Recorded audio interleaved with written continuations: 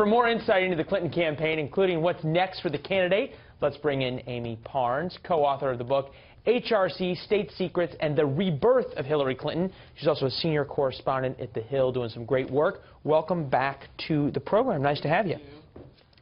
You listened to Hillary Clinton in this explanation. I short-circuited. We were talking past each other.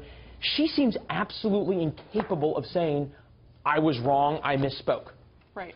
I think a lot of her aides and people around her, allies, were kind of a little befuddled by that response. And the one she gave earlier in the week and the one before that to Chris Wallace, you know, they wanted her to come out and just say, you know, I misspoke, I apologize again.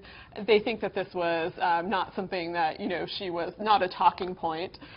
Give us an idea of what's going on in this campaign here. You have Donald Trump, who any reasonable person would agree had a really bad week. In politics, that's when you do absolutely nothing to try and take the spotlight off your opponent. Instead, you have Hillary Clinton coming out and willfully making statements that are getting four Pinocchios and that are distracting the media, per se, in her view, from Donald Trump. Why? What's her campaign's thinking here? You know, that's confusing to a lot of people. I talked to people around her who are close to her, friends of hers. They didn't quite understand. They couldn't quite wrap their mind around what she was trying to do here. But all in all, they think that they've had a really good week, particularly because of Donald Trump's blunders and, you know, kicking a baby out of a rally and his comments about Ivanka Trump. I mean, they were sort of kicking back and, you know, letting it all play out, I think, this week. And certainly they got some good poll numbers along the way.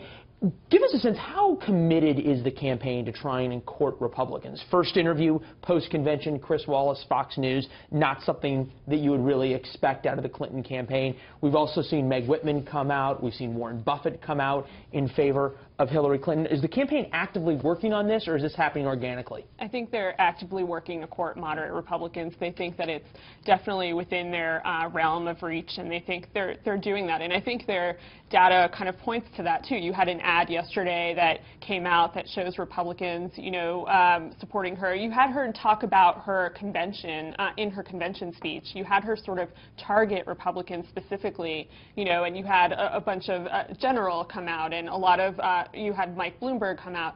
So I think they're relying on a lot of support from moderate Republicans. You see these polls right now. Latest preference polls show her up about 10 points in the press release, in the her current horse race, give or take a couple points depending on which poll you look at.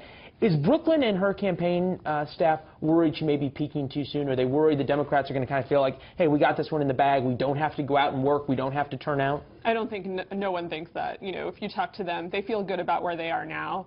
They're always worried about, you know, a potential surprise that could come down. I think a lot of allies are worried about an October surprise. You know, we had the DNC emails come out, and we saw heads roll after that. So I think a lot of people are kind of worried that there could be something coming down, and a lot of people don't know. You know, you don't know what could happen, if it's a national security issue or, you know, things could turn around at any second.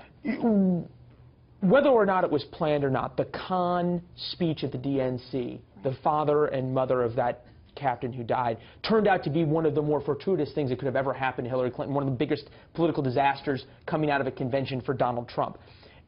Is the Clinton team working on ways to try and get under Trump's skin, to try and provoke him into these things, to get him off the message of the economy, get him off message of talking about her emails? I think their main goal right now is to portray him as this unfit character. And you had President Obama say that this week a couple of times.